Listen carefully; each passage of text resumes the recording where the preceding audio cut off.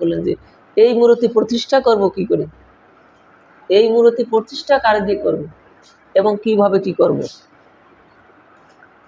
এখন মনে মনে চিন্তা করলেন এই গৌর বিষ্ণুপ্রিয়ার এই মূর্তি এই প্রতিষ্ঠা করতে হলে এই যুগল প্রতিষ্ঠা করা বা কোনো ভগবানের বিগ্রহ প্রতিষ্ঠা করা, যাদের ভিতর আছে লোভ লালসা, ব্যবসায়িক থেকে বুদ্ধি যাদের ভিতর আছে, এই সমস্ত ব্যবসায়ী বৃত্তি সম্পূর্ণ ব্যবসায়ী চেতনা, লালসা, কামনা বাসনা যাদের ভিতর থেকে যায় নাই, এদের দ্বারা প্রতিষ্ঠা হয় না। তন্ত্র মন্ত্রতে এটা কখনো প্রতিষ্ঠা করা যায় না। দেখলো কে আছে, ওই যে পুরী ধামে আছে, পুরী ধামে আছে শ্রীনিবাস আচার্য, পুরী ধামে আছে শ্রীনিবাস আচার্য, একমাত্র তাকে দিয়ে এই মূর্তি প্রতিষ্ঠা করা যাবে, অন্য কাউকে নয়। সে যাকে নিয়ে সাথে নিয়ে করবে সেটা তার নয়, প্রতিষ্ঠা করবে। এই যে মূর্তি প্রতিষ্ঠা করা, অষ্টকালীন সেবা দেওয়া, ব্যবসায়িক বুদ্ধি যার আছে, যার ভিতরে লোভ আছে, লালসা আছে, এদের দ্বারা কখনো অষ্টকালীন ভগবানের যে অষ্টকালীন সেবা হয়, এই সেবা দেওয়ার অধিকার কিন্তু এদের নয়। এরা যদি সেবা দেয় তাহলে এদের এই সেবা দানকারী যে ব্রাহ্মণ, যে সেবাদানকারী যে গুরু বা পুরোহিত, আর যিনি অষ্টকালীন সেবা আয়োজন করছে, এই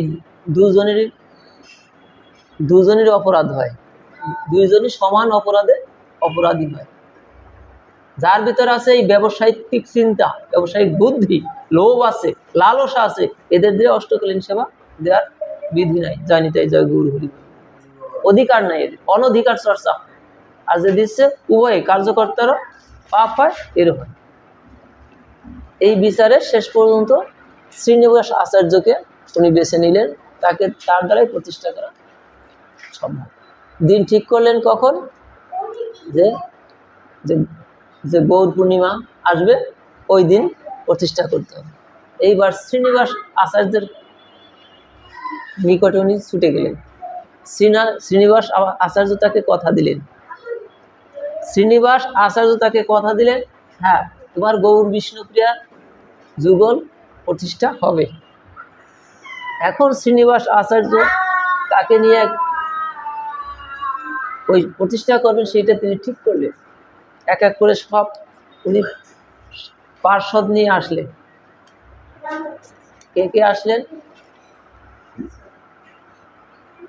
ওখানে নরোত্তম ঠাকুর তো আছেই, এবার আসলেন শ্যামানন্দ, শ্যামানন্দকে নিয়ে আসলেন, রাধে রাধে। এরপরে আসলেন তাকে নিয়ে আসলেন রামচন্দ্র কবিরাজ গোস্বামী। এরপর তাকে নিয়ে আসলেন রসিকানন্দ শ্রী গোস্বামী। খেয়াল রাখবেন কথাগুলি, কাদের কাদের নিয়ে আসছেন। উনি আসলেন শ্রীনিবাস আচার্য স্বয়ং, নরোত্তম ঠাকুর ওখানে আছেন। এরপরে আসলেন শ্যামানন্দকে নিয়ে, এরপরে আসলেন কাকে নিয়ে, রামচন্দ্র কবিরাজ। এরপরে আসলেন কাকে, রসিকানন্দ।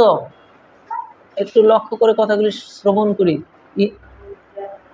উপলব্ধির বিষয়। এদেরকে নিয়ে আসলেন।